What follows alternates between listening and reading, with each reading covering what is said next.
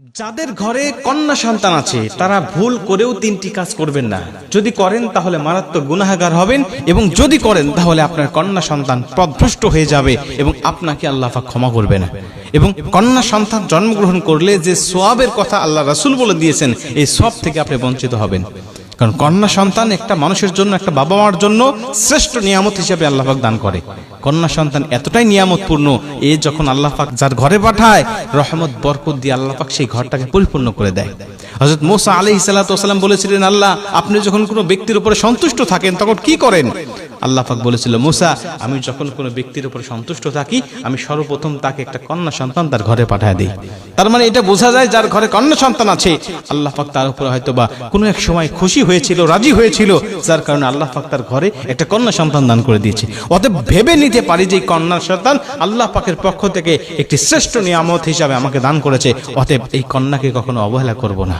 প্রথম নম্বর কাজ হলো, এই কন্যা সন্তান যাদের ঘরে আছে, এই কন্যা সন্তানকে আমরা অন্য কোনো পর পুরুষের কোলে দেব না। একবারে নবজাতক হলে সে বিষয়টা ভিন্ন, কিন্তু যখন আপনার সন্তান একটু বড় হয়ে যাবে, 3 বছর 4 বছর 5 বছর 7 বছর বয়স যখন হয়ে যাবে, এই কন্যা সন্তানকে কোনো পর পুরুষের কোলে দিবেন না। কারণ মানুষ, কিছু কিছু মানুষের চরিত্র পশুর থেকেও নিকৃষ্ট। আল্লাহ পাক বলেন, উলাইকা কাল আনআম বাল হুম আদল, এরা হলো চতুষ্পদ জন্তুর ন্যায়, বরং তার থেকেও নিকৃষ্ট। বর্তমান সময়ে আপনারা দেখেছেন, ছোট বাচ্চা থেকে শুরু করে নিয়ে 80 বছরের বৃদ্ধা পর্যন্ত কিন্তু কিছু কিছু মানুষের হাতে নিরাপদ নয়।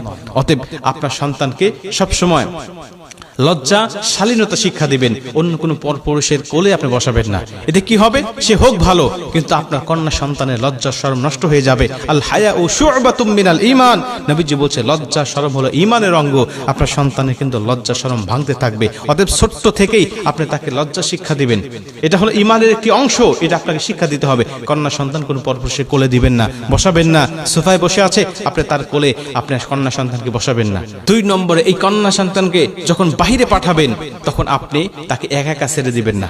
স্কুলে যাক, মক্তবে যাক, মাদ্রাসায় যাক, যেখানে যাক না কেন, আপনি তাকে একা ছেড়ে দিবেন না। আপনি নিজে তাকে রেখে আসবেন, আবার আসার সময় তাকে নিয়ে আসবেন। এটা আপনার দায়িত্বের মধ্যে পড়ে। নবীজি বলছেন, কন্যা সন্তান যখন কারো জন্মগ্রহণ করে, ওই কন্যা সন্তানের বাবা এবং আমি নবী একই জান্নাতের মধ্যে থাকবো। তার মানে কি জন্ম হলেই নবীজির সাথে থাকবে? বিষয়টি এমন নয়। তাকে সম্পূর্ণভাবে দায়ভার গ্রহণ করতে হবে, তাকে ভরণ পোষণ দিতে হবে, তাকে উপযুক্ত পাত্রস্থ করা পর্যন্ত তার কাছে লালিত পালিত করতে হবে এবং সঠিক ব্যবহার তার সাথে করতে হবে।